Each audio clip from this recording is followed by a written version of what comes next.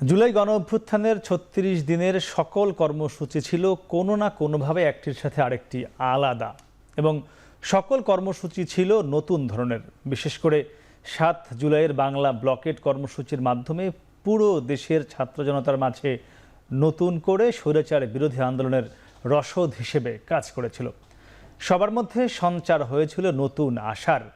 এরকম নতুন নতুন উদ্ভাবনী কর্মসূচি আর দলমত নির্বিশেষে সকলের অংশগ্রহণের কারণেই তখন ১৬ বছরের ফ্যাসিবাদী শাসনের অবসান করতে পেরেছিল ছাত্র জনতা।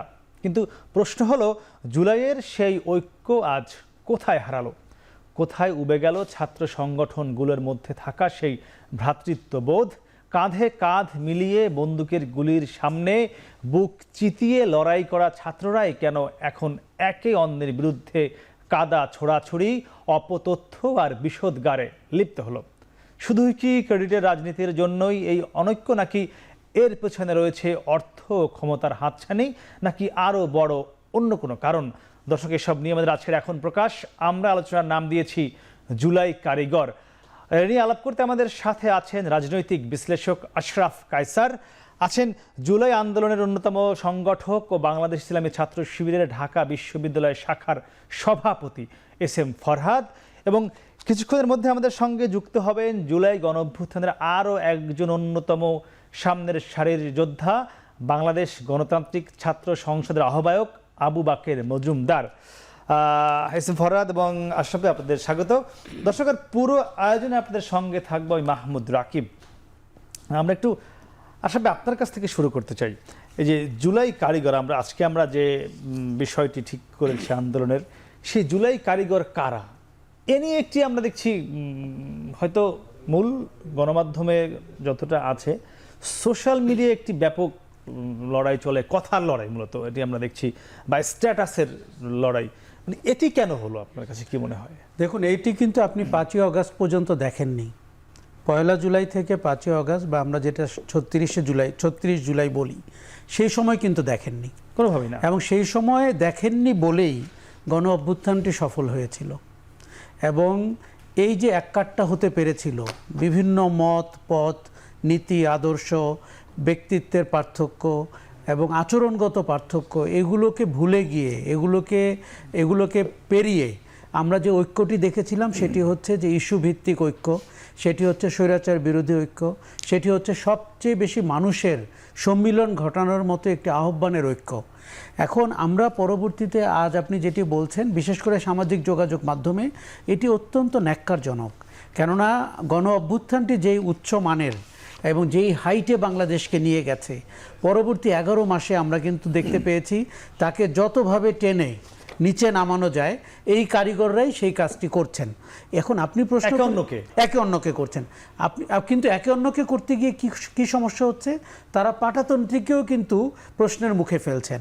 এখন প্রশ্ন উঠেছে এটি কি ষড়যন্ত্র ছিল কিনা, এখন প্রশ্ন উঠেছে মার্কিন যুক্তরাষ্ট্র কি রেজিম চেঞ্জের জন্য কাজ করেছে কিনা, প্রশ্ন উঠেছে যে এর ভেতরে কি স্বাধীনতা বিরোধীদের হাত ছিল কিনা, প্রশ্ন উঠেছে ডানপন্থীদের অংশগ্রহণ বেশি ছিল নাকি লিবারেলদের অংশগ্রহণ। মানে আমরা যতভাবে ডিসেকশন করতে পারছি সেটি করছি। তার সাথে যুক্ত হয়েছে মিথ্যাচার, তার সাথে যুক্ত হয়েছে অপতথ্য এবং ব্যক্তিগত আক্রমণ। দেখুন, এটি যদি অসফল আন্দোলন হতো তাহলে কিন্তু আপনি এটি দেখতে পেতেন না। একদমই। ধরে নিন ৬ তারিখে শেখ হাসিনা ৫ তারিখে পালায়নি, ৬ তারিখের উনি ক্ষমতায় আছেন, এটি আপনি কোনোদিন ইতিহাসে আর দেখতে পেতেন না। তার মানে হচ্ছে সাফল্য আমাদেরকে যে কত ক্ষুদ্র চিন্তার দিকে নিয়ে যেতে পারে, গত 11 মাস আমরা সেটি ভালোভাবে অবলোকন করলাম। আপনার সেক্ষেত্রে মানে কি মনে হয়? আমরা যেটি দেখছি যে এনসিপি তারা তো এখন মাঠে নেমেছে, পদযাত্রা করছে, বিএনপির রাজনীতি করছে, আগামীর যে ভোট রয়েছে, জামাতের রাজনীতি করছে। এই যে সবাই যে রাজনীতির দিকে যাচ্ছে, মানে এই যে একে অন্যকে দোষারোপ করা বা একে অন্যকে কাদা ছোড়াছুড়ি, এটি কি মানে বন্ধ হবে না? এটিভাবে চলতেই থাকবে? আপনার সেটি এটি অত্যন্ত দুঃখজনক। দেখুন, 16 বছরে এই রাজনৈতিক দলগুলো কিন্তু রাজনীতি করেছিল করতে করতে ব্যর্থ হয়েছে এবং কখনো কখনো চরম ব্যর্থ হয়েছে। আমরা এই যে আপনি জামাত ইসলামের কথা বলছেন, বিএনপির কথা বলছেন, আমরা তাদেরকে দেখেছি। তাদের এই উপলব্ধিটা হতে হবে যে তাদের রাজনীতিতে মানুষ কিন্তু রাস্তায় নামেনি, গণ অভ্যুত্থান হয়নি, শেখ হাসিনার পতন ঘটেনি। সেটি জামাত ইসলামের ক্ষেত্রেও সত্যি, সেটি বিএনপির ক্ষেত্রেও সত্যি। এখন যে দুঃখজনক ঘটনাটি হচ্ছে, এটি অচিরেই বন্ধ হতে হবে। দেখুন, রাজনৈতিক দল রাজনীতি করবে, এটা খুব স্বাভাবিক। তাদের এজেন্ডা ভিন্ন হবে, ইস্যু ভিন্ন হবে, তাদের অবজেক্টিভ ভিন্ন হবে, লক্ষ্য ভিন্ন হবে। কেউ আপনার কিছু সংস্কার চাইবে, কিছু সংস্কার চাইবে না। কেউ স্থানীয় সরকার নির্বাচন আগে চাইবে, পার্লামেন্ট নির্বাচন আগে চাইবে। কেউ নির্বাচনের তারিখ চাইবে তাড়াতাড়ি হোক, যাতে তারা বুঝতে পারছে ক্ষমতায় যেতে পারবে। যারা নতুন দল বা যারা এখনও গুছিয়ে উঠতে পারেনি, তারা চাইছে নির্বাচন পরে হোক। এগুলো কিন্তু রাজনীতির অংশ। কিন্তু আপনি যখন এই একে অন্যের কাদা ছোড়াছুরির ভেতর দিয়ে আপনি প্রতিপক্ষকে সুযোগ করে দেন, পলাতকদের সুযোগ করে দেন, প্রতিবেশী দেশ যারা আমাদের এই পরিবর্তন মেনে নেয়নি তাদের সুযোগ করে দেন, এবং সর্বোপরি ওই যে মানুষগুলো শহীদ হয়েছে, 1400 মানুষ এবং 30,000 মানুষ আহত হয়েছে, তাদেরকে যখন অপমান করেন, তাদের ত্যাগ তিতিক্ষার প্রতি প্রশ্ন ছুড়ে দেন, তখন এটিকে মনে হয় যে এটি বিয়ন্ড পলিটিক্স হচ্ছে, এটি অত্যন্ত নিম্নমানের আচরণ হচ্ছে, এবং এটি হচ্ছে আমাদের রাজনৈতিক সংস্কৃতির অপরাজনীতির অংশ। সবাই করে যাচ্ছে, এটি আরো দুঃখজনক। এটি সবাই করছে, এটি সংক্রামক। দেখুন, আমি কিন্তু মনে করছি এটি সংক্রামকের মতো বাড়ছে প্রতিদিন। আমরা দেখুন এখন ফেসবুকে কে লাল করতে বলেছিল আর কে করতে বলেনি, গতকালকে থেকে এটি শুরু হয়েছে। আপনি একবার ভাবুন তো যে কত নিম্নমানের বিতর্ক এটি। এখন যারা লাল করেছিল তারা কি এদের কথায় লাল করেছে? তার ভেতর থেকে করেছে। তাহলে আপনি তার উপলব্ধি এবং বোধকে অসম্মান করছেন। এই কথা যারা মুখে বলেছে তারা নিজেদেরকে ছোট করছে। একদমই। এস এম ফরহাদ, একটু আপনার কাছে জানতে চাইবো যে এই যে যেটি আমরা শুরু করছিলাম, একদম শুরুতে বলছিলাম যে জুলাই কারিগর কারা, সেই জুলাই কারিগর কারা এটি খুঁজতে গিয়ে আমরা যেটি দেখছি যে কারিগর কিন্তু আপনারাই নানা সময় বলে থাকেন, যে আপনারাই বলেন যে আসলে মূল কারিগর হলো যারা জীবন দিয়েছে, যারা আহত হয়েছে, যারা রাস্তায় নেমেছে, এরাই হলো আজকের এই জুলাই কারিগরের মূল কারিগর যারা। তো এরপরেও এখন জুলাই 1 বছর প্রায় পেরিয়ে গেল, আরেক জুলাই এখন চলছে, সেটি নিয়ে কেন এখনো কাদা ছোড়াছড়ি? এটি আপনাদের কি মনে হয় না, বিশেষ করে যারা শহীদ পরিবারগুলো, তাদের পরিবার এই আপনাদের আচরণে, যারাই আপনারা জুলাইতে মাঠে ছিলেন, তাদের এই লেখালেখি আচরণে তারা কষ্ট পাচ্ছে, তারা কাঁদছে, এমনটি মনে হয় কিনা? দেখেন, জুলাইয়ের কারিগর কিন্তু আসলে দিন শেষে গত 15 বছরের যে ফ্যাসিবাদ বিরোধী অবস্থানে ছিল, যারা ভিকটিম হয়েছে, তারা সবাই মিলে জুলাই কারিগর। আমার সকল মানুষই জুলাইয়ের কারিগর। এখানে স্পেসিফিক একটা অংশকে, এই অংশটা জুলাইয়ের কারিগর বা বিশেষ কোনো গ্রুপকে, বিশেষ কোনো ক্লাস্টারকে ভাগ করে এখানে ক্রেডিট দেওয়ার সুযোগ নেই। সবাই মিলে জুলাইটা ঘটিয়েছে। এটা ছিল একটা কোটা সংস্কার আন্দোলন। সেখান থেকে গত 15-16 বছর ধরে আওয়ামী নির্যাতনে ভিকটিম যারা, সবার সম্মিলিত ক্ষোভের বহিঃপ্রকাশের মধ্য দিয়ে এই ধরনের একটা চমৎকার একটা অভ্যুত্থান হয়েছে। কিন্তু কেন এই অনৈক্য, কেন এই ধরনের ঘটনাগুলো ঘটছে, এই আলোচনায় আজকে হচ্ছে। দেখেন, আপনি যখন আগস্টে যখন সফলতা পেলাম আমরা, অগাস্টের 5 তারিখে, তারপর থেকে লম্বা সময় জুড়ে যারা নোন ফেস হিসাবে এখানে ফেস করেছিল এবং যাদেরকে সবাই সম্মান করতো, সমীহ করতো, এবং যাদের আহ্বানে সবাই মাঠে নেমেছে, যাদেরকে লিডার হিসাবে মেনেই সবাই অংশগ্রহণ করেছে, তাদের দিক থেকে যখন দেখা হয়েছে যে আপনি মাদ্রাসা শিক্ষার্থীদের ঠিকঠাক মূল্যায়ন করেন নাই, আপনি আপনার অন্যান্য সকল অ্যাক্টিভিজমে প্রাইভেট ইউনিভার্সিটির শিক্ষার্থীকে মূল্যায়ন করেন নাই, আপনি কমিউনিটির শিক্ষার্থীকে মূল্যায়ন করেন নাই, আপনি ইংলিশ মিডিয়ামের শিক্ষার্থীকে মূল্যায়ন করেন, আপনার অন্যান্য পরবর্তী পলিটিক্যাল অ্যাক্টিভিজমে বিভিন্ন ক্লাস্টারকে আপনি আলাদা আলাদা ভাগ করে অন্যভাবে উড়িয়ে দেওয়ার চেষ্টা করেছেন। যে আন্দোলনে সকল দল মতের মানুষেরা মিলিত হয়েছে, সকল পলিটিক্যাল পার্টির লোকেরা তার পরিচয় ভুলে গিয়ে, তার পরিচয় ঊর্ধ্বে এসে সবাই একসাথে আপনাকে মেনে নিয়েছে। নাম্বার 1 দরকার ছিল, আপনি যখন ইতিহাস বর্ণনা করবেন, সত্যিকার অর্থে যেসব ঘটনা যেভাবে ঘটেছে সেভাবে বর্ণনা করা। আপনি দেখে থাকবেন, একটা ক্লু বলি, এই যে আগস্ট 5 তারিখের পর থেকে লম্বা সময় জুড়ে কিন্তু ঘটনাগুলো নিয়ে সবাই স্মৃতিচারণ করছিল। আদৌ কোন ঘটনা কোন মাঠের কোথায় কীভাবে হয়েছে, যে যতটুকু জানতো সেটুকু না বলে এখানে মূল সারি যারা ছিলেন হয় চুপ থেকেছেন, অথবা মিথ্যাচার করেছেন, অথবা ভুল ইনফরমেশন দিয়েছেন, অথবা কোনোভাবে কুক্ষিগত করা যায় কিনা নির্দিষ্ট একটি মহলে, সেভাবে চেষ্টা করেছেন।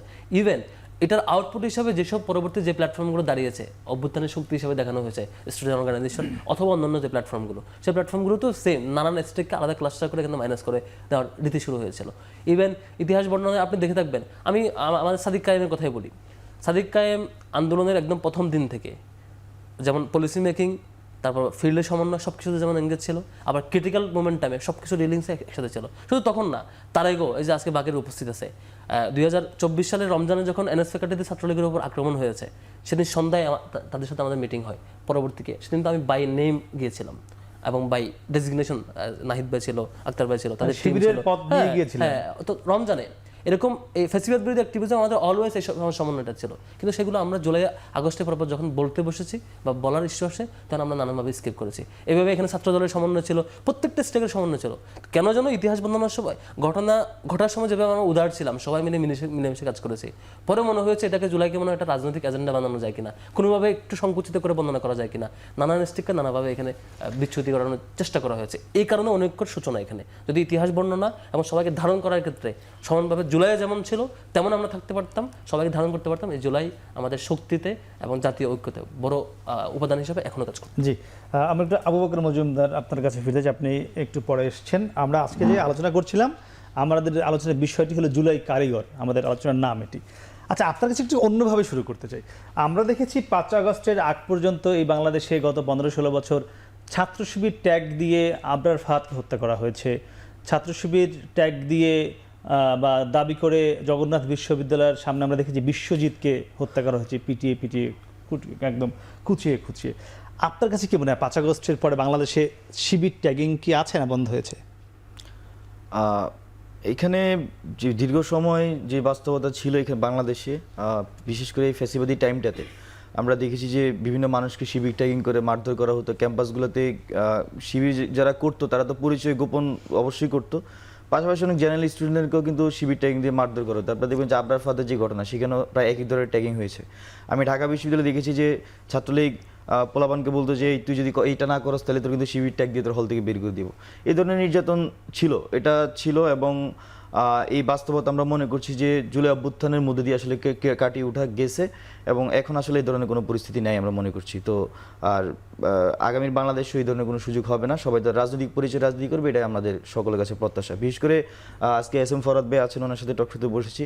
তো আমাদের ক্যাম্পাসের রাজনীতির যে একদম অন্যতম একটা বড় সমস্যা হচ্ছে পরিচয় গোপন করে যে রাজনীতিটা করা। এবং এই সমস্যাটা এই যে আপনি যদি বলছিলেন যে 5 আগস্টের আগে শিবির পরিচয় গোপন রাখতো, কেন রাখতো? না, সেটা তো আমি বললাম যে এই অত্যাচার হতো, নানা ধরনের ট্যাগিং হইতো, তারপর হচ্ছে যে ক্যাম্পাসে মানে যে আমি তো দেখিনি কেউ নিজে ওপেনলি শিবির পরিচয়টা দিতে ক্যাম্পাস ওই টাইমটাতে, কিন্তু দেখা যাচ্ছে তারপরও একটা মানুষকে যখন শিবির ট্যাগিং দিয়ে মারধর করা হয়, তো যে মানুষটা শিবির করে তার পরিচয়টা আসলে ওপেন করার অনেক বেশি টাফ ছিল। এটা অবশ্যই আপনারা সেই ট্যাগিংয়ের বিরুদ্ধে আপনারা লড়াই করেছেন। হ্যাঁ, সেখানে আমরা লড়াই করেছি, কিন্তু এর পরবর্তী সময়ে নতুন বাংলাদেশে আসলে যখন পরিচয় গোপন করে বিভিন্ন ধরনের আপনারা দেখবেন যে ছড়ানো হয়, প্রোপাগান্ডা ছড়ানো হয়, এগুলোর আমরা আবার সমালোচনা করি। বিশেষ করে আপনি দেখবেন আগস্ট মাসেই একটা প্রোপাগান্ডা ছড়ানো হয়েছে যে 158 জন সমন্বয়কের 108 জন হচ্ছে শিবির, এবং বিভিন্ন পেজ, হ্যাঁ, যেমন ধরেন যে মানে এই পেজগুলো দেখলে বোঝা যায় যেগুলো কাদের দ্বারা প্যাটার্নাইজ, এইসব পেজ থেকে ধরুন প্রোপাগান্ডাগুলো ছড়ানো হয়েছে। এবং অভ্যুত্থান পরবর্তী সময়ে এক ধরনের আমরা দেখেছি ইতিহাস বিকৃত বা ইতিহাসকে বিভিন্নভাবে, মানে আমার কাছে মনে হয়েছে, আমার দৃষ্টিভঙ্গিটা এরকম মনে হয়েছে ওই সময়টাতে এটাকে একটা মানে এমন একটা জিনিস তৈরি করেছে যেন আমরা সমন্বয়করা সবাই শিবির। মানে আমাকে আমার ফ্যামিলি থেকে মানে জিজ্ঞেস করা শুরু করছে, তুমি কি আসলে শিবিরের সাথে চলে গেছো নাকি? অ্যাকচুয়ালি তো এটা না, মানে এরকম একটা প্রোপাগান্ডা কিন্তু ছড়ানো হয়েছিল।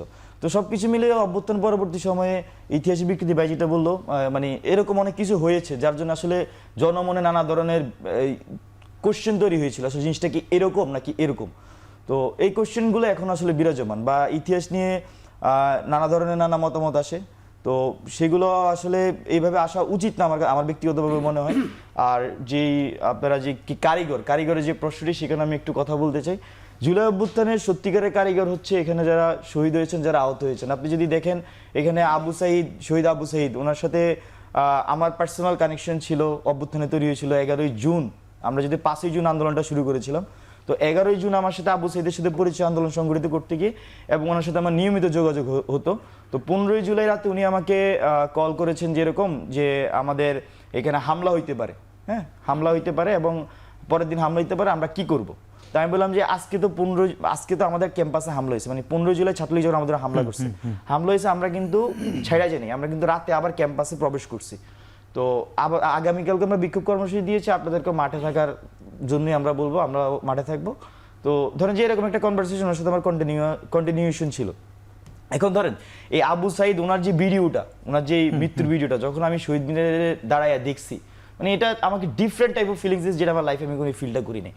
তো এখানে যারা শহীদ হয়েছে, শহীদ মানে বুকগুলো এভাবে পেতে দিয়েছে গুলির সামনে, তারা এই জুলাই অভ্যুত্থানের সত্যিকারের কারিগর, আদারওয়াইজ আসলে এটা সম্ভব হতো না, মানুষের মধ্যে এই ধরনের কোনো হইতো না। তো এখানে অবশ্যই ফেসিবাদ বিরোধী যে স্ট্রাগলটা ছিল সেটাকে আমি অ্যাড্রেস করবো। পাশাপাশি জুলাই অভ্যুত্থানে যেভাবে জীবন দিয়েছে, এই জীবনগুলো যদি এভাবে না দিতে তাহলে জুলাই অভ্যুত্থান সফল হইতো না। তাহলে এরাই আমার কাছে মূল কারিগর। আপনি দেখবেন যে এখানে 28 অক্টোবর হয়েছে বাংলাদেশে, কিন্তু 28 অক্টোবর সফলতা পায়নি, সরাসরি সফলতাটা পায়নি। তার কারণ ছিল যে 28 অক্টোবর আবু সাইদদের মতো এরকম সামনে যে বুকটা পেতে দেয়। তো এখানে আসলে শহীদদেরকে কোনোভাবেই আমার মনে হয় যে ওনাদের বাইরে কাউকে কারিগর বলা একদম একদম। আমি আবার ফিরবো, আসলে আপনার কাছে ফিরবো, আমি আর একটু ছোট্ট ছোট বিষয়ে জেনে আসবো। ফরহাদ, জানতে চাই, আমরা তো আজকে কথা বলছি এই যে 5 আগস্ট পরবর্তী আপনারাও নানান জায়গায় বক্তব্য বিবৃতি দিয়েছেন, বিভিন্ন গণমাধ্যম, সোশ্যাল মিডিয়া, দেশি বিদেশি। আচ্ছা, আপনি কি নিজে কখনো ছাত্র শিবিরের যারা আন্দোলনে ভূমিকা রেখেছে এদের বাইরে অন্যদের নাম কখনো স্বীকৃতি দিয়েছেন কোনো গণমাধ্যমে বা কোথাও? দেখেন, আমরা ছাত্র শিবিরের মনে হয় একমাত্র সংগঠন যে শুরু থেকে আমরা এই আন্দোলনের স্টেক নিজেরা দাবি করে এটা আমাদের, ওইটা আমাদের, এই শহীদ আমাদের, এভাবে বর্ণনা করা সেটা করি নাই। বরং আমাদের যেমন ইভেন আমাদের রাজশাহী মহানগরের তৎকালীন সাংগঠনিক সম্পাদক আন্দোলনের শহীদ হয়েছে, এটাকে আলাদা করে আমরা উদযাপন করি নাই, বরং আমাদের সকল শহীদকে আমরা সমানভাবে যেভাবে সাংগঠনিক সেভাবে আমরা ধারণ করেছি। মানে কারা ডিসিশন নিচ্ছে, কারা আন্দোলন চালাচ্ছে, এই যে নামগুলো এসেছে, আপনি বলছেন সাদিক কায়েম, আপনারা বলেন সিবগাতুল্লাহ, মানে এরকম অনেক নাম বলেন, এই নামে কি আবু বাকের মজুমদার কিংবা নাহিদ, হাসনা, তাদের নাম কখনো এসছে আপনাদের মুখে? হ্যাঁ, আসার তো প্রশ্নই আসে না। আন্দোলনে যারা ফিল্ড লেভেলে ছিল, পুলিশ লেভেলে ছিল, ইভেন ছাত্র দলেরও যারা ছিল, আমাদের ডিসকাশনে যখন যারা যেখানে এঙ্গেজ ছিল আমরা তো অবগত ছিলাম। যেখানে আমরা আলাপ করেছি, যেখানে আমরা লিখেছি, কথা বলেছি, সব জায়গায় সমানভাবে বলেছি। এখানে এমন কোনো প্রমাণ কি আছে যেখানে আপনারা বলেছেন তাদের নাম, অন্যদের নাম? হ্যাঁ, আমরা যেখানে যেখানে গল্প করেছি সব জায়গাতে তাদের নামই আসছে। কারণ যখন যারা এঙ্গেজ ছিল, যেমন যখন সমন্বয়রা যারা গুম ছিল, তারা তো গুম থাকাকালীন তাদের নাম আসবে না। সেই সময়টাতে যারা সেফ হাউসে ছিল তাদের গল্প আমরা বলেছি, একদম স্টোরি ধরে ধরে আমরা বলেছি। রিসেন্টলি 5 আগস্টের পরে যে গল্পগুলো বলেছেন, হ্যাঁ, 5 আগস্টের পরে যত জায়গায় আমরা গল্প বলেছি প্রত্যেক জায়গায় একদম সমন্বয়কদের নাম ধরে ধরে যে গল্পে যারা যারা আমাদের সাথে এঙ্গেজ ছিল, আমরা যেভাবে এঙ্গেজ ছিলাম, এবং ফিল্ড লেভেলে আমরা যারা এঙ্গেজ ছিলাম, এটা কার্পণ্য করার কোনো সুযোগ নাই, বরং সত্য ঘটনাটাই বলা উচিত। আপনার কাছে আমি জানতে চাইবো ঠিক একটি প্রশ্নটা অন্যভাবে, সেটি হলো যে আপনারা যারা বৈষম্য বিরোধী ছাত্র আন্দোলনে তখন সমন্বয়ক, সহ সমন্বয়ক ছিলেন, বা এখন যারা এনসিপি বা এনসিপির আপনারা ছাত্র সংসদ করেছেন, আপনারা যখন নানান জায়গায় বক্তব্য বিবৃতি দেন, সেখানে ছাত্র শিবিরের কারা ছিল, তারা যে নামগুলো বলে, কিংবা ছাত্র দলের কারা ছিল, কিংবা আরো যে মাদ্রাসা ভিত্তিক সংগঠন আরো যেগুলো রয়েছে, তাদের নাম কখনো আপনাদের মুখ থেকে বের হয়েছে? আচ্ছা, জুলাই অভ্যুত্থানটাকে আমার যদি ব্যক্তিগত দৃষ্টিভঙ্গিটাকে একটু বলি, জুলাই অভ্যুত্থানে এখানে বাংলাদেশ জাতীয়তাবাদী ছাত্র দল, তারপর ছাত্র শিবির, বামপন্থী ছাত্র সংগঠনগুলো যারা ফ্যাসিবাদের বিরুদ্ধে ছিল, বা ইসলামিক আরও যারা ছাত্র সংগঠনগুলো আছে যারা ফ্যাসিবাদের বিরুদ্ধে ছিল, সবাই এই আন্দোলনে একদমই ভ্যানগার্ডের মতো ভূমিকা পালন করেছে, এটা সবাই, কোনো সন্দেহ নেই। এবং সেখানে আমাদেরকে যারা আপনারা সামনে দেখেছেন, আমরাও আমাদের মতো করে আন্দোলনকে সংগঠিত করেছি, এবং আমরা একটা ড্রাইভিং সিটি ছিলাম, মোরালেস একটা ফ্যাসিবাদ বিরোধী মুভমেন্ট, একটা ড্রাইভিং সিটি ছিলাম।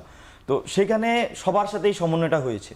তো আমার যত বক্তব্য বলি বা আমি যতক্ষণ আমার কাছে 5 আগস্টের পরের কথা বলছি, 5 আগস্টের পরেরটাই বলছি, ইনসাইটটা আমার কাছে এরকম যে সবারই এই কন্ট্রিবিউশনটা ছিল। এখানে এককভাবে কাউকে আসলে বা ব্যক্তি আকারে খুব বেশি প্রায়োরিটাইজ করার সুযোগ আসলে কম আমার কাছে মনে হয়েছে। বা আমি যাদের সাথে আপনার যে ফেসবুক পোস্ট বা লেখালেখিতে আসে না, মাহফুজের নাম আসছে বা নাহিদের নাম আসছে, সেখানে কি কখনো রাকিব, কখনো ওই যে সিবগাতুল্লাহ, কখনো নাসির, কখনো ফরহাদ, এই নামগুলো এসেছে? ধরেন যে আমার গল্প আর ফরহাদ ভাইয়ের গল্প কিন্তু এক না। ফরহাদ ভাই যেখানে ছিল আমি এক জায়গায় ছিলাম না, ফরহাদ ভাই যাদের সাথে কানেক্টেড ছিলেন আমি তাদের সাথে কানেক্টেড সবার সাথে ছিলাম না হয়তো। তা আমি যাদের সাথে কানেক্টেড ছিলাম, আমার যে এমবেন্স ছিল, আমার যে সেখানকার গল্প আমার কাছে অনেক বেশি রিলেভেন্ট। ধরেন যে আরেক জায়গার গল্প, আপনার গল্প কিন্তু আমার সাথে খুব বেশি রিলেভেন্ট না। আমি ঢাকায় ছিলাম, যে ছেলেটা চট্টগ্রাম আন্দোলন করছে তার গল্পের, ঢাকায় তো ছাত্রদল ছাত্র শিবিরও ছিল, আমি সেটাই বলছি। তো সেক্ষেত্রে তো আমার দৃষ্টিভঙ্গিতে সবগুলো ছাত্র সংগঠন ভ্যানগার্ডের মধ্যে কিন্তু গুরুত্বপূর্ণ ভূমিকা পালন করেছে।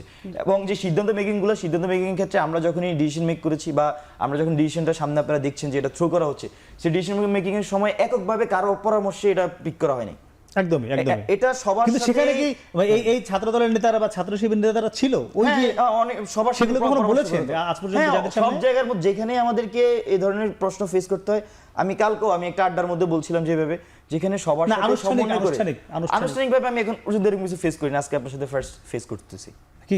আমি কিছু আনুষ্ঠানিক কোনো স্বীকৃতি দিবেন নাকি আজকে, যেহেতু আজকে ফেস করেছেন? আনুষ্ঠানিক স্বীকৃতি তো সবসময়, আমার তো কথা এরকম যে আপনার জুলাই অভ্যুত্থানে যে ডিসিশন মেকগুলো ছিল, ডিসিশন মেকগুলো অনেকগুলো ধাপে ডিসিশনগুলো তৈরি হইতো, যে ফিল্ড লেভেলে একটা আওয়াজ উঠতো, তারপর সবাই একটা অবজারভেশন করতো, সবার অবজারভেশনগুলোকে অ্যাকুমুলেট করে সেন্ট্রালাইজ করে আমরা ফাইনালি একটা ডিসিশন মেক করতো। যেমন ধরেন যে আপনার পরশু না আগামীকালেই লং মার্চ, এটার কাহিনীটা আমার কাছে কি ছিল, এক একজনের কাছে এক এক গল্প হইতে পারে, আমার কাছে জিনিসটা কেমন ছিল। আমি আর আসিফ মাহমুদ আর হচ্ছে যে আপনার আসিফ মাহমুদ এপিএস যে ছিল, ওনার নাম কি, মোয়াজ্জেম, আমরা তিনজন সহ আমরা একটা বাসায় ছিলাম, এটা হচ্ছে যে মানিকনগরের ওইদিকে একটা বাসায় ছিলাম। তো সেখানে আমি আর একটা বাসায় ছিলাম, আমার ফুফুর বাসায় ছিলাম। তো ওই বাসাতে আমাদেরকে বুঝে ফেলছিল যে আমরা এখানে আসি, পরে ওই বাসাটা চেঞ্জ করে একটা বাসায় গিয়েছিলাম। তো যাওয়ার পরে সেখানে এরকম আমাদের সারাদিন তো ডেট আসতেছে, বিকালবেলা হয়ে গেছে সন্ধ্যার আগ মুহূর্তে। তো সেখানে আমরা প্ল্যান পরিকল্পনা করলাম যে আচ্ছা ঠিক আছে 6 তারিখে যদি আমরা এই লং মার্চটা রাখলে শুরু ইভেন্টটা রাখলে হচ্ছে যে আপনার এই আগামীকালকে আমরা সবাই গুছানোর সুযোগটা পাবো।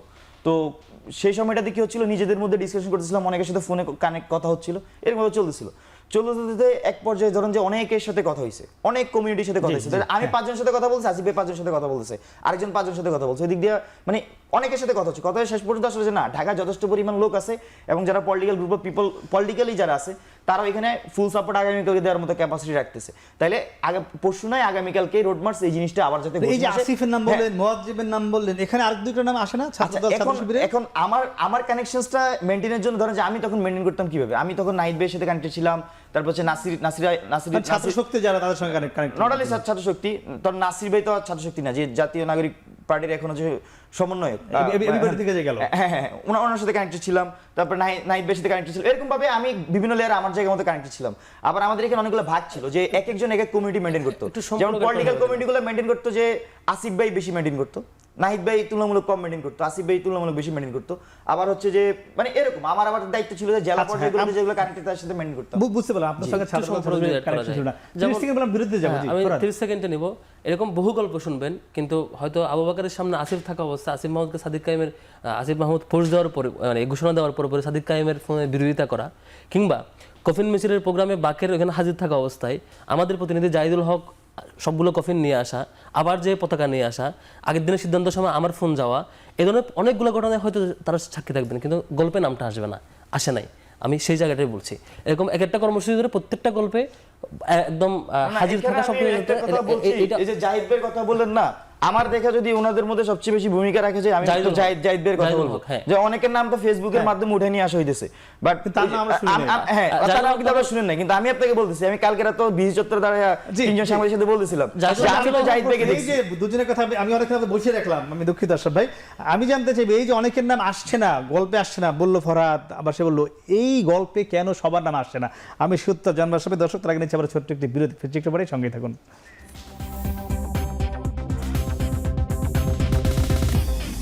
ফিরলাম বিরতির পরে, কথা বলছিলাম জুলাই কারিগর নিয়ে। আমরা ছিলাম আশরাফ কাছে আপনার কাছে, তাদের গল্পে দাবি করছিল গল্পে কেউ কারো নাম বাদ দিচ্ছে, কেন গল্পে নাম আসছে না সবার? দেখুন, প্রথম কথা এটা স্বাভাবিক না যে একজনের গল্পে সব নাম আসবে, কারণ একজন ব্যক্তি তো সব জায়গায় ছিল না, একদম সব সিদ্ধান্ত গ্রহণ প্রক্রিয়া ছিল না, কেউ নিশ্চয়ই 158 জনকেও চিনত না, এবং বিভিন্ন জেলায় বিভিন্ন বিভাগে বিভিন্ন বিশ্ববিদ্যালয়ে ভাগ ছিল। তো এটা খুব স্বাভাবিক যে তার গল্পে তার পরিধির মানুষজনের কথাই আসবে। কিন্তু আমরা যেটি 5ই আগস্টের পরে দেখতে পেলাম যে একটা ক্রেডিট নেওয়ার চেষ্টা, যে আমরা কে কত নায়কোচিত ভূমিকা পালন করেছিলাম। দেখুন, জুলাই আগস্টের নায়করা শহীদ, তারা মারা গেছেন। এখন গণ অভ্যুত্থান বা বিপ্লবের আইরনি কি জানেন? মানে নায়করা মারা যায় আর পরবর্তীতে যারা বেঁচে থাকে তারা সেই গল্প বলে বেঁচে থাকে এবং সুবিধাদি নেয়, মন্ত্রী হয়, রাজনীতি করে, এই হচ্ছে আইরনি। এখন আজকে শুনতে খুব খারাপ শোনাবে, জীবিতরা সত্য মিথ্যা, উদ্দেশ্যপূর্ণ মিথ্যা দিয়ে গল্প সাজিয়ে তাদের পদ পদবী, রাজনৈতিক ভবিষ্যৎ নির্ধারণের চেষ্টা করছে। এটি থেকে তারা যত দ্রুত বিরতি নিবে তত দ্রুত নিহতদের প্রতি সম্মান জানাবে। আরেকটি জিনিস মনে রাখবেন, ওই 158 জন কিংবা 5000 জন দিয়ে গণ অভ্যুত্থান হতো না। গণ অভ্যুত্থান হয়েছিল 50 লক্ষ মানুষ বাংলাদেশের সব জায়গায় নেমেছিল বলে। তারা কি জেনেছিল কে শিবির, কে ছাত্র শক্তি, কে নাহিদ, কে আসিফ, কে মাহফুজ? কাজেই আপনি যদি কাউকে মাস্টারমাইন্ড বলেন তারা শহীদ, কেউ যদি কারিগর হয়ে থাকে তারা জীবন দিয়েছে। এটি যতক্ষণ পর্যন্ত এরা মেনে নিবে ততক্ষণ আমি তাদেরকে স্বাভাবিক বুদ্ধিমত্তার মানুষ মনে করব এবং তারা গণ অভ্যুত্থানের প্রতি শ্রদ্ধাশীল বলে আমি মনে করব। এই যে 50-60 লক্ষ মানুষ বাংলাদেশের সব জায়গায় নেমেছে, তারা এদের কথা শুনে নিজেদেরকে প্রতারিত মনে করে যে আমি জানতামই না জামাতের ছাত্র সংগঠন এখানে ছিল। 158 জনের মধ্যে যদি 108 জন ক্লেম করে তারা শিবিরের লোক, তাহলে কি বাংলাদেশের সব লোক স্বাধীনতা বিরোধী রাজনৈতিক শক্তির ছাত্র সংগঠনের পেছনে দাঁড়াতো? অবশ্যই দাঁড়াতো না। এই কথা তারা যত বেশি বলছে একে অন্যের বিরুদ্ধে কিংবা সহমর্মী হয়ে, তত বাংলাদেশের মানুষ নিজেকে প্রতারিত মনে করছে। ওইখান থেকে আওয়ামী লীগ এবং ভারতীয় প্রোপাগান্ডা দানা বাঁধছে যে এটি আসলে জঙ্গি, এরা কিশোর গ্যাং, এরা আসলে ডানপন্থী, এরা স্বাধীনতা বিরোধী। এটি করে তারা নিজেদের আত্মঘাতী কাজকর্ম করছে। দেখুন, অনেকে ফুলিয়ে ফাঁপিয়ে গল্প বলছে, অনেকে যা না সেটি বলার চেষ্টা করছে। এটি গণ অভ্যুত্থানের সাথে বিশ্বাসঘাতকতা এবং বেইমানি করা হচ্ছে। তাদের মনে রাখতে হবে তারা অলৌকিক ক্ষমতার অধিকারী হয়েছিল 36 দিনের জন্য, এবং বাংলাদেশ তাদের কথা শুনেছিল, যে কারণে হাসিনা পালিয়ে গেছিল। একটা অবিশ্বাস্য ঘটনা ঘটেছে। আপনি কি 16 বছরে যারা গুম খুন হয়েছে তাদেরকে কারিগর বলবেন না? আমি তো নিশ্চিতভাবে মনে করি যারা আয়নাঘরে ছিল, যারা গুম হয়েছে, যারা খুন হয়েছে, যারা আওয়ামী ফ্যাসিবাদের শিকার হয়েছে, এদের কারো কারো তখন কিন্তু বোধবুদ্ধিও হয়নি। তো তারা কি আমাদের গণ অভ্যুত্থানের শক্তি না? নিশ্চয়ই। কাজেই বড় প্রেক্ষাপটে না দেখলে যেটি হবে, এরা দিন দিন তাদের কথা বলতে শুরু করবে এবং তারা আস্তে আস্তে বালখিল্য হয়ে যাবে। তাদেরকে দেখে আমরা দূর থেকে হাসবো যে বাচ্চারা কি বলার চেষ্টা করছে। না, থেমেছিল, আবার হঠাৎ করে গতকাল থেকে শুরু। আমি একটু বাগের আপনার কাছে যেতে চাই। আজকে তো বাংলা ব্লকের ছিল, তাই না? 24 সালে আমার যদি মনে পড়ে, বাংলা ব্লকের নামকরণটা কোত্থেকে এসেছিল? আচ্ছা, আমি একটু এর আগে ওনার একটু কথাই বলছি, ছোট করে। হ্যাঁ, ছোট করে বলছি। 158 জনের মধ্যে 108 জন তাকে শিবির বলে দাবি করে না, এটা ভুল তথ্য, এটা একটা মিথ্যা প্রপাগান্ডা ছড়ানো হয়েছে। এটা মানে না, সে দাবি করেছি বলেছে না, কিন্তু ছড়িয়েছে। হ্যাঁ, ছড়াইছে, মানে বিভিন্ন পেজ দিয়ে এগুলো ছড়িয়েছে এগুলো এবং কারা ছড়িয়েছে? একটা শিবিরের অভ্যুত্থান দেখানোর চেষ্টা করা হয়েছে, কিন্তু বিষয়টা আসলে এরকম না। সকল ধরনের মানুষের অংশগ্রহণের ভিত্তিতেই না, আমি সেটাই অভ্যুত্থানটা বলছি, হয়েছে। যা ছড়িয়েছে সেটাই তাই বলেছে। বলছি। আর দ্বিতীয়ত একটি যেটি আমরা কোনোভাবেই এটা মনে করি না যে এরকম যে যারা এই ফ্যাসিবাদের সময় জীবন দিয়েছেন তারা এটার কারিগর, এটা মনে করি না। আমি জাস্ট বললাম যে এই না, অভ্যুত্থানে আমি আরেকবার রিপিট করলাম, ওকে, হ্যাঁ, কারণ এটা- যারা that's it. জীবন দিয়ে যে গেছে হ্যাঁ, তাদের সবাই। বড় মাস্টারমাইন্ড আর আর বড় কেউ- কারিগর কেউ হতে পারে না, না। exactly. এই কথাগুলো যদি আপনারা বলতেন, আপনাদেরকে আমরা শুরু থেকেই বলছি, আপনাদেরকে আরো বড় আমরা মনে শুরু হতো। থেকেই বলছি, কিন্তু দেখা সবাই যাচ্ছে বলছে না। প্রোপাগান্ডার কারণে হচ্ছে যে অনেক কিছু আসলে সবাই ছোট বলছে হয়ে না। আসছে আর কি। আর বাংলা ব্লকেটে যে বিষয়টি, এটার গল্পটার সাথে আমি সরাসরি কানেক্টেড ছিলাম এরকম যে আমাদের টিসিতে আমাদের সমন্বয়কদের মধ্যে একটা টিম ছিল, যে সেড একটা গ্রুপ ছিল, স্টুডেন্ট এগেইনস্ট ডিসক্রিমিনেশন, একটা হোয়াটসঅ্যাপ গ্রুপ ছিল। সেই গ্রুপের মধ্যে 17-18-20 জন এরকম মতো আমরা ছিলাম।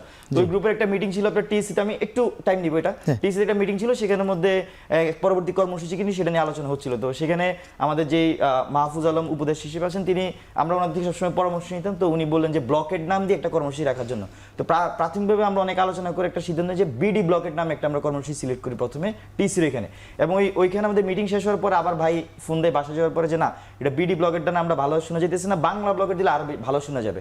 তো পরে আবারও গ্রুপের মধ্যে আমি হচ্ছে যে জিনিসটা কি করি, আমি বলি যে এটা দেওয়া যায় কিনা, আবার কোশ্চেনটা তুলি, দেন এটা আবার সিলেক্ট হয়। তো এখানে আবার আমাদের এখানে একটা ডাইনামিক ছিল যে আমরা যাদের থেকে পরামর্শ নিতাম, আমরা কিন্তু সবাইকে গিয়ে বলতাম না। ধরো যে ওপেন ফোরামের মধ্যে 20 জনের ফোরাম, না যে কোনো সময় ফরাদ ভাইয়ের সাথে কথা ধরেন যে কেউ করছে, সে ডিসকাশন করছে, সে কিন্তু যে ওপেন ফোরাম এটা বলতো না, কেউই বলতাম না। যে আমি মাহফুজ ভাইয়ের কথা বললাম, এটা কিন্তু আমি বলি না ওইখানে যে মাহফুজ ভাই জিনিসটা বলছে, কিন্তু অ্যাকচুয়ালি বাংলা ব্লগের নামকরণটা করেছেন মাহফুজ ভাই।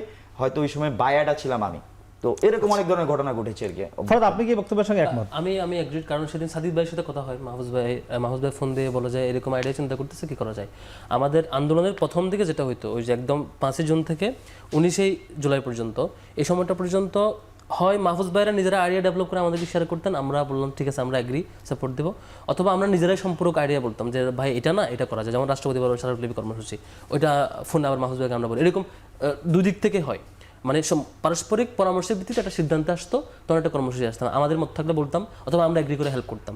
আর 19 তারিখ থেকে 2 তারিখ পর্যন্ত টোটাল কর্মসূচি নির্ধারণ, প্রেস রিলিজ টাইপ করা পর্যন্ত রেডি করে পিডিএফ ডকুমেন্ট করে প্রত্যেকটা আমাদের ডিভাইস আমাদের করতে হয় ক্রিটিক্যাল টাইম। ইন্টারনেট ছিল না তখন সম্ভবত, ইন্টারনেট মাঝে কিছুদিন ছিল, মাঝে আবার কিছুদিন ছিল না, তখন পুরোটা আমাদের করতে হয়। বাট সেফ হাউস থেকে সমন্বয়দের সাথে তখন আমরা কোঅর্ডিনেট করে পরামর্শ করে আমরা এদিক থেকে লজিস্টিক পুরোটা রেডি করে আইডিয়া জেনারেশন বা ফিল্ড লেভেলের সমন্বয়টা ওই সময়টাতে করতে হয়। আবার 2 আগস্টের পর 6 সমন্বয়ক যখন মুক্ত হয় ডিবি কার্যালয় থেকে, এরপর থেকে আবারও যৌথ সমন্বয় আগে যেভাবে হয় ওনারা আইডিয়া বলতো অথবা আমরা আইডিয়া একদম। ফরাদ, ঠিক আছে। আসলে আমি এই যে বাংলা ব্লকের টানার কারণ আছে আমার এটি আনার, এই বক্তব্যটা দুজনেই একমত, কিন্তু আমার যদি প্রশ্ন, এই বিষয়টি নিয়ে আজকে একটি স্ট্যাটাস দিয়েছেন মাহফুজ, যিনি বর্তমান সরকারের একজন উপদেষ্টা। আমার প্রশ্ন, সরকারের উপদেষ্টা থেকেও তার এই ক্রেডিট নেওয়াটা আপনি কিভাবে দেখছেন? স্ট্যাটাস দিয়ে সেই নামটি দিয়েছে, সেই সব করেছে, এটি আপনি কিভাবে দেখছেন? আমার মনে হয় যে তার নিজের ক্রেডিট নেওয়া বা স্ট্যাটাস দেওয়াটা অপ্রয়োজনীয় এবং দৃষ্টিকটু। কারণ তার হয়ে এই যে দুজন এখানে কথা বলছে, এটি মানানসই। আমাদেরকে এতটুকু ভব্যতা সভ্যতা বজায় রাখতে হবে। কেননা দেখুন, ইতিহাসবিদরা ইতিহাস লিখবেন, আপনি ইতিহাসের নায়ক কিংবা ইতিহাসের অংশ হয়ে থাকলেন, নিজেই যদি নিজের কথা সবসময় বলতে থাকলেন, ওটা কিন্তু ভালো লাগে না। 71 সাল নিয়েও কিন্তু আমাদের এই একই ঝামেলা হয়েছে। পরবর্তীতে একটা দলকে আমরা দেখলাম একজন ব্যক্তির জন্য একটা 71-এর ইতিহাস লেখার চেষ্টা করলো, তার পরিণতি কী হলো আমরা কিন্তু দেখলাম। কাজেই আমি মনে করি যে তার নিজের স্ট্যাটাস দেওয়া বা ক্লেম করার চেয়ে অন্যরা তাকে নিয়ে বলা, তার মধ্যে অনেক রহস্য থাকে, তার মধ্যে অনেক আকর্ষণ থাকে, কৌতূহল থাকে, এটা অনেকটা ইতিহাসের কাছে মানানসই। কাজেই নিজের ক্রেডিট কম নেওয়া ভালো। আরও একটা কথা আপনাকে আমি একটু বলি, প্রাইভেট ইউনিভার্সিটির স্টুডেন্টদের কি হলো, মাদ্রাসার স্টুডেন্টদের কি হলো, শ্রমিকদের কি হলো, আমরা কিন্তু তাদের, আপনি যদি 5ই আগস্টের পরে মূল্যায়নের জায়গা দেখেন, আমি আরও বলবো তারা কিন্তু দাবিই করেনি তাদের রোলটা। এই অংশ থেকে কি কেউ বলেছে যে এখানে কিন্তু একটি কথা আমি আপনার সাথে একটু বলতে চাই, যখন মাদ্রাসার ছাত্ররা আন্দোলন করছিল অনেক প্ল্যাকার্ড তো ছিল, সেখানে কিন্তু একটি প্ল্যাকার্ড আমার চোখে পড়েছিল যে আমাদের ভুলে যেন না, এমন প্ল্যাকার্ড তারা নিয়ে এসেছিল। অবশ্যই ছিল, কিন্তু তাদেরকে আমরা দেখিনি কোনো আপনার কাজে। পরিষ্কার মনে আছে যখন পাবলিক বিশ্ববিদ্যালয়গুলো বন্ধ হয়ে গেল এবং আমরা পরিষ্কার বুঝতে পারলাম যে আন্দোলন কিন্তু মুখ থুবড়ে পড়ল একদমই। এবং যে যার মতো বাড়ি যাওয়ার চেষ্টা মানে এই দুজনে ঢাকা বিশ্ববিদ্যালয়ের নেতা, তারা কিন্তু তখন প্রাইভেট fail ওই ইউনিভার্সিটি সময়। না রাস্তায় দাঁড়ায়, না ঘুরে দাঁড়ায়, আমার কাছে গেম চেঞ্জিং মনে হয়েছে সেটা। একদম। তো গেম চেঞ্জিং এর জন্য দেখুন, মাহফুজকে আমরা দেখতে চাই এই ধরনের গেম চেঞ্জিং ঘটনাকে আরো এমব্রেস করবে, কথা বলবে, তাহলে নিজেকে বড় মনে হবে। সবাইকে নিয়ে সবাইকে। প্রাইভেট ইউনিভার্সিটি কিন্তু কোনো অংশীদারিত্ব চায়নি, আমি মাদ্রাসার আপনার- স্টুডেন্টরাও কিন্তু কোনো অংশীদারিত্ব আচ্ছা, চায়নি। আপনি বাকের, আপনি তো একজন ওই সময় সামনে ছেড়ে ছিলেন, এখন সেই ছাত্র সংগঠন, সেই ছাত্রদের যে দল এনসিপি, তাদেরই আপনারা ছাত্র সংগঠন, কেন আপনারা বেসরকারি বিশ্ববিদ্যালয়, মাদ্রাসা এদেরকে কেন আচ্ছা, own আমি করছেন না? আপনাকে একটা জিনিস একটু ঠিক করে দিচ্ছি, এই এনসিপির ছাত্র সংগঠন আমরা না, মানে এরকম যেইভাবে অতি বলার জন্য বলা, এটি আপনারা বলেন যে শিবির বলে তারা আমাদের ছাত্র সংগঠন না, বাস্তবতা হলো আপনারা অবশ্যই এনসিপির ছাত্র সংগঠন। জি বলেন। না, এখানে আমরা আদর্শিকভাবে আমাদের আছে, আদর্শিকভাবে আমরা গণঅভ্যুত্থানের শক্তি, কিন্তু আপনি যেভাবে বলছেন এরকম না বিষয়টা। এখানে আমরা লেজুর ভিত্তিহীন একটি ছাত্র সংগঠন নিজেদের মতো করে ওয়ার্ক করছি। তো আর আরেকটি বিষয় হচ্ছে যে গণঅভ্যুত্থান থেকে কে কি পেয়েছে, ধরেন যে আমি বাকের, আমরা তো জীবনের সকল সম্ভাবনাকে একপাশে রেখে সামনে এসে এখানে যখন ছাত্রলীগের বিরুদ্ধে ক্যাম্পাসে রাজনীতি করেছি এবং অভ্যুত্থানের সময় একদম সামনের সারিতে ছিলাম, গুলি যাক, যা যাক, জীবন যাক, সব জায়গাতেই ছিলাম। তো আমি তো বাকের তো 5 আগস্টের পর আমি ওই যে বৈষম্য বিরোধীর যেই আহ্বায়ক কমিটি হয়েছে সেখানেও যাই নাই, কোথাও যাই না, ক্যাম্পাসে এসেছি, ক্যাম্পাসে শিক্ষার্থীর সাথে আবার কাজ করেছি, করে একটা নতুন ছাত্র সংগঠন বানানোর জন্য কাজ করে গিয়েছি। এবং আমার একটা ছাত্র সংগঠন বানাইতে প্রায় এখানে 6-7 মাস টাইম লেগেছে এবং সর্বশেষ সেখানে আমরা দেখেছি যেদিন কমিটি ঘোষণা করলেন সেদিন কিন্তু ঝামেলা হলো এই বেসরকারি নিয়ে। সেই ছাত্র সংগঠনের মধ্যে যথেষ্ট পরিমাণ প্রাইভেট বিশ্ববিদ্যালয়ের শিক্ষার্থী, মাদ্রাসার শিক্ষার্থী এবং জেলাভিত্তিক শিক্ষার্থী, প্রত্যেকটা বিশ্ববিদ্যালয়ের শিক্ষার্থীকে রেখেই, 7 কলেজের শিক্ষার্থী রেখে আমাদের সেই ছাত্র সংগঠনের আহ্বায়ক কমিটি বানানো হয়েছে। তবে একটা জিনিস বুঝতে হবে যে এখানে আমরা একটা ছাত্র সংগঠন কেন্দ্রীয় আহ্বায়ক কমিটি যখন গঠন করব, সেখানে 2-3 হাজার সদস্য বিশিষ্ট কমিটি করা সম্ভব না। সেখানে আমি একটা কমিউনিটির রিপ্রেজেন্টেশন হিসেবে রাখতে পারি, সেই রিপ্রেজেন্টেশন রেখেই আমাদের কেন্দ্রীয় কমিটিটা তৈরি করা হয়েছিল। কিন্তু সেখানে যে আপনি যে ঘটনাটি উল্লেখ করছেন সেটা ছিল উদ্দেশ্য প্রণোদিত এবং ভুল বুঝাবুঝি। মূলত একটা অংশকে ভুল বুঝিয়ে তাদেরকে এই ধরনের ঘটনা লিপ্ত করেছে। পরবর্তীতে যখন আমরা এটাকে অ্যানালাইসিস করেছি, কিন্তু সেই বিষয়টা উঠে এসেছে এবং যারা সেখানে অনেকে অংশগ্রহণ করেছে, কিন্তু তারা যে ভুল বুঝেছে, তাদের ভুল তারা বুঝতে পেরে কেন্দ্রীয় কমিটি কতজন ঢাকা বিশ্ববিদ্যালয়ের বলতে পারবেন? কেন্দ্রীয় কমিটিতে আপনার 70 জনের মতো ঢাকা বিশ্ববিদ্যালয়, আর বাকিরা বাকি সব হচ্ছে বিভিন্ন বিশ্ববিদ্যালয়। সেখানে আমাদের 211 জনের কমিটি হয়েছে। 70 জন একটি বিশ্ববিদ্যালয়, 70 জন ঢাকা বিশ্ববিদ্যালয়। তাতে তাহলে বোঝায় যে আপনাদের না, সেখানে আপনি যদি অন্যান্য আপনি কেন্দ্রীয় কমিটির এখানে আমাদের যে প্যাটার্ন, আমরা একটা আহ্বায়ক কমিটি করবো, আমার কমিটিতে রান করতে হবে, কিন্তু হাওয়ার উপর দিয়ে কমিটি দিলে হবে না। তো সেখানে আমার একটা কমিটি রান করার জন্য হইলো, ধরুন যে আমি যেই ছেলেটাকে চট্টগ্রাম বিশ্ববিদ্যালয় থেকে কেন্দ্রীয় কমিটিতে রেখেছি, সে তো রেগুলার শিক্ষার্থী চট্টগ্রাম বিশ্ববিদ্যালয়, সে তো এসে কেন্দ্রীয় সেন্ট্রালাইজ জায়গায় সে কাজ করতে পারবে না। আমার একটা সংগঠনকে চালানোর জন্য আমার সেন্ট্রালাইজ পজিশনে 211 জন কমিটি দিল, আমার 150 জন লোক লাগবে যে সেন্ট্রালাইজ পজিশনে কাজ করবে। তো আমাকে এমনভাবে ডিজাইনটা করতে হবে যে সংগঠন করে তাকে এটা মানে সে এটা বুঝবে আর কি। আমার হয়তো সবাইকে বোঝানো টাফ, বাট একটা সংগঠনের কেন্দ্রীয় কমিটি চালানোর জন্য আমার সেন্ট্রালে লোক প্রয়োজন এবং সেই জন্যই কমিটিকে ডিজাইন করা হয়েছে এবং সেখানে কাউকে বাদ দেওয়া হয়নি। যেমন এই যে আলাপটা বয়ানটা আনা হয় যে প্রাইভেট বনামি কমিটির এটা দেখানো হয়েছে, এটা একটা উদ্দেশ্য প্রণীত। এখন পর্যন্ত এই জিনিসটাকে উদ্দেশ্য প্রণীত ব্যবহার কারা করছে ব্যবহার এটা? এটাই যে ধরেন যে এখনো যে আপনার কাছে এই কোশ্চেনটা মাথার মধ্যে আছে, আমরা কিন্তু সংবাদ সম্মেলন করে যারা এই জিনিসের সাথে কানেক্টেড ছিল বা যারা এই ভুলটা বুঝেছে তাদেরকে নিয়ে কিন্তু আমরা বন্ধুদের সংবাদ সম্মেলন করে এই জিনিসটাকে ডিবাঙ্ক করেছি। তো ডিবাঙ্ক করার পরে যখন এই কোশ্চেনটা আবার আমাদেরকে বারবার ফেস করতে হচ্ছে, তো মনে হয় যে আমাদের কাছে অনেক সময় জিনিসটাকে জিয়ে রাখা, বিভিন্ন পলিটিক্যালি এটা রাখা হয় আর কি। জি হতে পারে। ফরহাদ, একটু আপনার কাছে জানতে চাই, একদম শুরুর দিকে বাকের বলছিল যে এখনো মানে প্রোপাগান্ডা ছড়ানো হয় বিভিন্ন পেজ থেকে, সে পেজে ঢুকলে দেখা যায় সেটি কারা কোন মতাদর্শের। এখনো বলছিল 5 আগস্টের পরেও শিবির মানে গোপন রাজনীতি করা উচিত না, আর এটি তার অবজারভেশন। মানে এই যে অবজারভেশনগুলো, এগুলো অনেকেই মানে করে থাকে। ছাত্রদল নানান সময় নানান জায়গায় বলে আপনাদের কি নিয়ে কথাগুলো, মানে এই কথাগুলো যাতে কেউ না বলতে পারে সেই উদ্যোগ আপনারা কেন নিচ্ছেন না ফরহাদ? আমি সেটা তো জানবো। তবে দর্শক, তার আগে ছোট একটি বিরতি, ফিরছি একেবারে সঙ্গে থাকুন।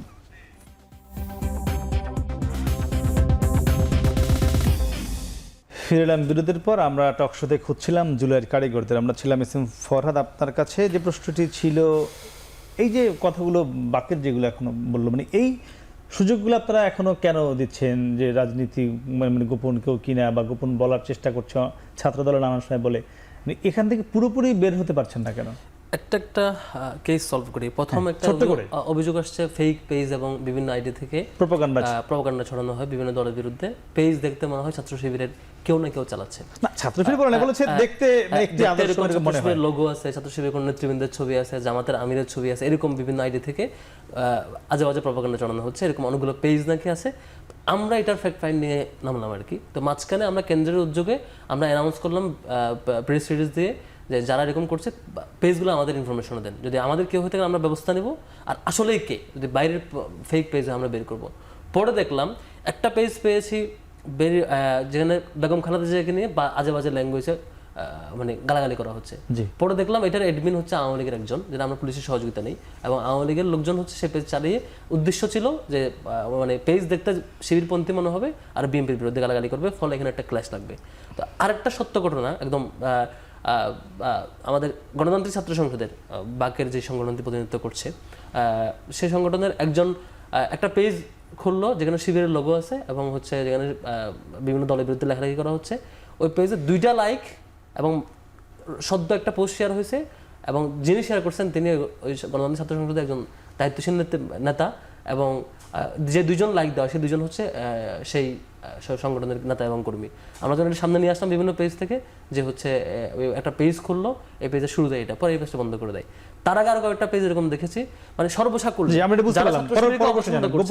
তারা আমাদের নামে আমাদের লোগো ইউজ করে বিভিন্ন পেজ খুলে গালাগালিগুলো করছে। আর আমাদের থেকে যে উদ্যোগ, আমাদের কেউ করছে এরকম যে আপনাদের কারো চোখে পড়ে, আমরা অফিসিয়ালি এটা অ্যানাউন্স করছি, আমাদেরকে জানালাম ওপেন গোপনের এখনো সুযোগ কেন দিচ্ছেন?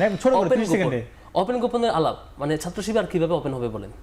এত বড় বড় প্রোগ্রাম, পাবলিক গ্যাদারিং, প্রশাসন ডিলিংস, মানে বড় বড় মানে নানান ডাইমেনশনের প্রোগ্রাম, নাই কোনো ডাইমেনশন বাকি রাখি নাই। কালচারাল প্রোগ্রাম বলেন, সায়েন্স ফেস্ট বলেন, ডিবেট ফেস্ট বলেন, বা ছোট পরিসর অন্য কোনো পাঠচক্র বলবেন, সেমিনার বলবেন, প্রশাসন ডিল করা বলেন, শিক্ষার্থীদের সাথে আড্ডা বলেন, চা চক্র বলেন, ইফতার প্রোগ্রাম বলেন, কোন ক্যাটাগরির প্রোগ্রাম বলবেন যেটা আমরা করছি না? এত ক্যাটাগরির প্রোগ্রাম সারা দেশে না, আমার মনে হয় যে প্রথম কথা এদের সবাইকে মেনে নিতে হবে। জুলাই আগস্টে তাদের পরিচয় ছিল বৈষম্য বিরোধী ছাত্র আন্দোলন, তাদের শিবির পরিচয় ছিল না, তাদের ছাত্র শক্তি পরিচয় ছিল না। এই জায়গায় তাদের ফেরত যেতে হবে যে ওইখান থেকে এখন যেটা করা হচ্ছে এটা হালুয়া রুটির রাজনীতি। আপনি কৃতিত্ব বের করতে চাচ্ছেন কোনো একটি রাজনৈতিক উদ্দেশ্যে। আপনার মনে রাখতে হবে জুলাই আগস্টে কিন্তু এই রাজনীতিকে মানুষ বর্জন করেছিল। শেখ হাসিনার ফ্যাসিজমকে বর্জন করার পাশাপাশি এই যে আপনার ক্ষুদ্র স্বার্থের রাজনীতি সেটাকেও মানুষ বর্জন করেছিল। এখন তারা যত নিজেদের প্রোপাগান্ডা করবে, নিজেদের প্রচারণা করবে, তত তারা ক্ষুদ্র হবে এবং আন্দোলনটাকে তত প্রশ্নবিদ্ধ করবে।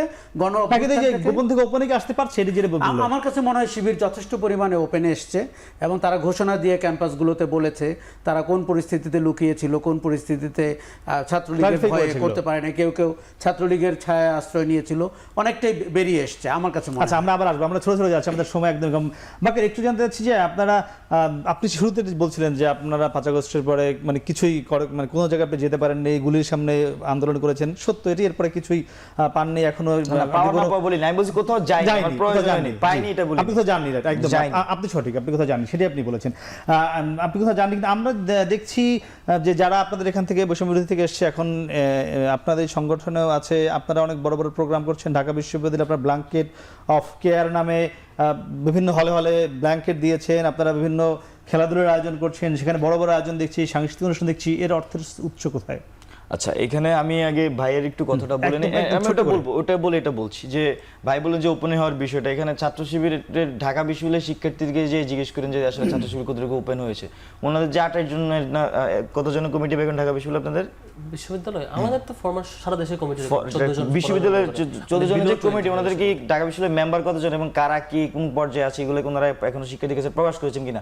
হলগুলোতে এখনো মানে কিভাবে প্রকাশ করা হবে বলেন তো? আমি একটু বলি, যে ধরেন যে কালকে আমি দেখলাম যে ডক্টর মোহাম্মদ শহীদুল্লাহ হলে আজকে আমাকে পাঠালো যে 36 একটা banner, 36 banner doctor Mohammad Shahidullah হলে 15 জুলাই একটা প্রোগ্রাম, এবং সেই 36 ব্যানারের মহাপরিচালক প্রধান পৃষ্ঠপোষক হচ্ছে সাদিন কাইম এবং মহাপরিচালক হচ্ছে এস এম ফরাদ। এখন যেখানে ওনারা দুইজনই একজন প্রধান পৃষ্ঠপোষক আরেকজন হচ্ছে যে মহাপরিচালক, সেখানে আসলে শিবিরের ব্যানারের বাইরে কি 36 ব্যানারটা কিনা? তো এইভাবে বিভিন্ন ব্যানারের আশ্রয়ে আমরা দেখছি যে অনেকে হলো না। এই যে কালকে তারা যে আমি শহীদুল্লাহ একটা নোটিস করেছি, আজকে আমাকে ওনাদের একজনই মেসেজ দিয়েছে, প্রোগ্রামের ইনভাইট জানিয়েছে। তো পরে আমি পেজটা ঘুরে দেখলাম যে এই হচ্ছে সিচুয়েশন।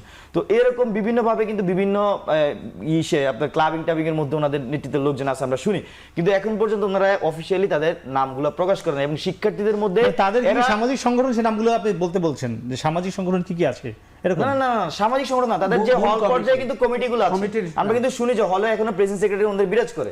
তো ওনারা কিন্তু ওই কমিটিগুলো এখনো সামনে হলে কমিটি এখনো দেয়নি, তার মানে হলে কমিটি সামনে না, এবং ওনাদের শুধুমাত্র আমরা মনে করছি ওনাদের 14 জন। আমরা ছোট এখনো শুনে আসি একদম ছোট্ট করে। গণতান্ত্রিক ছাত্র সংসদ যেটা করেছে, তারা একটা বড় প্রোগ্রাম করেছে, লোকজন এসেছে, কর্মীরা আসছে, সাথে সাথে কমিটি হয়ে যায়। ছাত্র শিবিরের একটা ক্যাডার বেসিস সিস্টেম। আমি যদি ওইভাবে করে একদম আমার ইউনিভার্সিটির মানে টিম যেভাবে ফাংশন করে, মানে টিম সেভাবে যদি প্রত্যেকটা হল এবং একদম লোয়ার পর্যায়ে ইয়া করতে চাই, আমাকে সেভাবে সমর্থক বৃদ্ধি, কর্মী বৃদ্ধি, সাথী বৃদ্ধি, স্টেজ পার হয়ে আমার এখানে ছোট ছোট টিম আছে, প্রত্যেকটা হলে টিম ফর্ম করা আছে যাতে করে আমার মিনিমাম এই যে ওয়ার্কিং কাজগুলো কন্টিনিউ করতে পারে। কিন্তু আমার যেভাবে সাধারণ শিক্ষার্থী সত্যিকারের সাধারণ শিক্ষার্থীর নামটা খারাপ করে ফেলছে। আমি পোলাপান এখন নিজেকে সাধারণ শিক্ষার্থী আমি একটু সম্পূর্ণ বলি, গত সাধারণ শিক্ষার্থীর টার্মটা কেন নষ্ট করে? সাধারণ শিক্ষার্থী মানে শিবির, বিষয়টা এরকম, মানে বিষয়টা এরকম করে ফেলছে, সাধারণ শিক্ষার্থী মানে শিবির। কয়েকদিন আগে আমরা প্রত্যেকটা হলে আমাদের টিম দিয়ে ফার্স্ট এড বক্স দেই। হলের প্রতিনিধিরা 5-7 জন করে গিয়ে শিবিরের পক্ষ থেকে ফার্স্ট এড বক্স হল প্রভোস্টকে দিয়ে আসছে। এর কিছুদিন আগে হলের প্রতিনিধিরা হলের প্রভোস্টের কাছে গিয়ে পানির ডিসপেন্সার, কোল্ড ওয়াটার ডিসপেন্সার হলের প্রতিনিধিরা গিয়ে দিয়ে আসে। এটা কি গুপ্ত ছিল? এটা হলের প্রতিনিধি ছিল, হলের প্রতিনিধি নাকি? হলের প্রতিনিধি, হলের প্রতিনিধিরা পাবলিক করুক যে কারা, আমরা দেখি যে হলের প্রতিনিধি কারা কারা, তাদের ছবি যদি আমি নিউজে আসে, ফেসবুকে আসে, আমরা আপলোড দেই। আচ্ছা, আমরা অর্থের উৎসের কথা বলছিলাম। আচ্ছা জি, আমাদের এখানে তখন বাক্সাস কিন্তু গঠনও হয়নি। হ্যাঁ, আপনারা যে আমাদের ক্যাম্পাসে যেসব কার্যক্রমগুলো দেখেছেন, আমরা বেশিরভাগ কার্যক্রম আমরা অনুদানের মাধ্যমে করছি, যে এখানে ক্যাম্পাসের যারা সিনিয়র ওনাদের থেকে আমরা অনেক সময় অনুদানের কাজ করছি ক্যাম্পাসের মধ্যে। এবং আমাদের যে বাংলাদেশ ক্যাম্পাসের সিনিয়র পার্সন, আমরা যখন ছাত্রছাত্রী করছি তখনও তারা অনুদান দিয়েছে, আমরা যখন অভ্যুত্থান করেছি তখনও তারা অভ্যুত্থানের মধ্যে যেই সহযোগিতা তারা তখন করেছে। এখানেও অভ্যুত্থান পরবর্তী সময়ে ক্যাম্পাসের সিনিয়ররা আমাদেরকে বেশিরভাগ সময় আমাদেরকে শিশু অনুদান দিয়ে যাচ্ছে। আমরা দেখি জগন্নাথ হলে আপনারা অনেক মানে ফান্ড দিয়েছেন, সেটা কিভাবে দিয়েছেন? জগন্নাথ হলে ফান্ডও আমাদের সিনিয়রদের থেকে অনুদান এসেছে। মানে সিনিয়র কারা বর্তমানে যারা উপদেষ্টা বা না না না, এর শুধু আমি আপনাকে একটা ঘটনা বলি, আমার ব্যক্তিগত জীবনের ঘটনা বলি। আমি আল্লাহর রহমতে যথেষ্ট ভালো পরিবারে বড় হয়েছি এবং সেখান থেকে আমি বিলং করতেছি, এবং আমি এখানে ঢাকা শহরে এসে প্রথম দিন থেকে আমি রাজনীতিতে সম্পৃক্ত হয়েছি। আমার ছোটবেলা থেকে আমি রাজনীতিতে সম্পৃক্ত ছিলাম। তো আমার এখানে আমার আগস্ট পরে আপনার কি সেপ্টেম্বরে মানে একদম ফার্স্ট উইকে আমার মামা এসেছেন, উনি আমেরিকা থেকে এসেছেন, আমার জন্য একটা আইফোন নিয়ে আসছেন, আইফোন 16 নিয়ে আসছেন। তো আমাকে যখন দিল, যে আমি বলতেছি যে মামা এখন এটা ধরা যাবে না, ধরলে হচ্ছে প্রোপাগান্ডা শুরু করে দিবে। জি, জি, হ্যাঁ। ইভেন আমার মামা যাওয়ার সময় সে আমার সাথে অনেকক্ষণ সে আমেরিকা থেকে আসছে, সে আমার সাথে দেখা করার জন্য একটা অন্যতম উদ্দেশ্য ছিল এটা যে উনি ঢাকা বিশ্ববিদ্যালয়ের শিক্ষার্থী ছিল, উনি এই ফেসিলিটির বিরুদ্ধে ছিল, ওনার ওইখানে লড়াই ছিল। তারপর গল্পটা একটু বলি, উনি বলছে যে আমার এখানে জাস্ট আমার এমবাসি 300 জনের একটা কমিউনিটি আছে যারা ঢাকা বিশ্ববিদ্যালয় থেকে পড়ে ভালো ভালো পজিশনে, সবাই তোমাদেরকে ফান্ডিং করতে চায়, শুধু শুধু তোমার কাজ করে যাও। এখন ধরেন আমি যদি ওই কমিউনিটি থেকে, ওরা কিন্তু আমার ক্যাম্পাসের সিনিয়র, আমার মামা হইলো সে আমার ক্যাম্পাস সিনিয়র, সে ডক্টর মোহাম্মদ শহীদুল্লাহর আবাসিক শিক্ষার্থী ছিল। আমি তাদের কমিউনিটি থেকে টাকা এনে যদি আমি ক্যাম্পাসে, ওনারা যদি আমাদেরকে কোনো যে এই উদ্যোগটার জন্য তোমাদেরকে এই ধরনের ফান্ডিং দিচ্ছি, এবং ওনারা যদি সেটা করে, আমরা সেটা নিব কিনা, এবং ঢাকা বিশ্ববিদ্যালয়ের শিক্ষার্থীরা সে ডিজার্ভ করে কিনা, ওরা তো আমাদের মাধ্যমে মূলত ঢাকা iPhone 16 নিয়েছিলেন? তো হ্যাঁ, iPhone না, আমি 16 নেই নেই, মামা থেকে নেই। আচ্ছা ভাই, একদম শেষ প্রশ্ন, 20 সেকেন্ডে শেষ করতে হবে। বাংলাদেশের ছাত্ররা আবার বিদেশমুখী কেন হচ্ছে? 20 সেকেন্ডে শেষ করব। এই কারণে হচ্ছে যে তরুণদের প্রতি যে সম্ভাবনা তৈরি হয়েছিল, পরবর্তীতে তারা কাদা ছোড়াছুড়ি করে ওই সম্ভাবনার প্রতি মানুষকে বীতশ্রদ্ধ করে ফেলেছে। তরুণরা ভবিষ্যৎ দেখতে পাচ্ছে না, এবং রাজনীতিতে আমরা যেই প্রচলিত পথে হাঁটা, 100টা গাড়ি নিয়ে নির্বাচনী এলাকায় তাদের কোনো প্রতিনিধি যাওয়া, জি। এগুলো সেই পুরনো রাজনীতির চেহারা। এবং এই তরুণরা যারা সফল অভ্যুত্থান করেছে, তারা রাজনীতির পুরনো জুতায় পা দিয়ে সংসদ ভবনের দিকে যাওয়ার চেষ্টা করছে। এই কারণে তরুণরা দেশ ছাড়ছে। আরেকটা কথা বলবো, তাদের অর্থের উৎস মামা হোক, চাচা হোক, বড় ভাই হোক, জমিদারি পরিবার হোক, বড় ভাই হোক, প্রকাশ করতে হবে। এটি রাজনীতির নিয়ম। তারা যদি সৎ রাজনীতি আমরা বুঝে থাকে, আশা করব শিবিরের উচিত হবে হল কমিটিগুলোকে ঘোষণা করতে পারা একদম। এবং সদস্যদের ব্যাপারে প্রকাশ্য অবস্থান নেওয়া। আপনার সকল দাবি ওরা, আমি আশা করব প্রত্যাশা আমি পূরণ একটা করবে। জিনিস উল্লেখ করি এখানে, আমি 10 সেকেন্ড নিব। আমাদের সংগঠনের বাংলাদেশ গণতান্ত্রিক ছাত্র সংসদের আমাদের পুরো অডিট আছে, অডিট অনুযায়ী কাজ হয়, কোথা থেকে কিভাবে আমাদের না, ফান্ডগুলো কমলা আসছে, আপনারা আপনি এবং ব্যক্তি আমাদের উদ্যোগে internal fund- বিতরণ করেছেন হ্যাঁ, না? তখন ব্যক্তি উদ্যোগ ছিল, জি, ব্যক্তি জি। উদ্যোগে। এখন আমাকে যদি আমার আমরা প্রত্যাশা করব সেটি আপনারা প্রকাশ করবেন না। আবু বকর ব্যক্তি মজুমদার, উদ্যোগে আশরাফ প্রকাশ কায়সার এবং করতে এসএম চাই। ফরহাদ, আপনাদের অসংখ্য ধন্যবাদ। আসলে কথা বলছিলাম তিনজন অতিথির সঙ্গে, তারা কিন্তু একটি বিষয়ে এক হয়েছিলেন যে এই তরুণদের দেখে, বাংলাদেশের যারা তরুণ রাজনীতিবিদ তাদের দেখে সাধারণ তরুণরা যে উৎসাহিত হয়েছিল বাংলাদেশের দিকে থাকবার জন্য, রাজনীতি করবার জন্য, সেখান থেকে যাতে বিমুখ না হয়, তারা যাতে এই তরুণ রাজনীতিবিদদের দেখে কিংবা তারুণ্যকে দেখে বাংলাদেশেই থাকে, বাংলাদেশকে নিয়েই ভাবে, বাংলাদেশে আগামীর দিকে এগিয়ে নিয়ে যায়, সে প্রত্যাশায় শেষ করছি। শুভরাত্রি।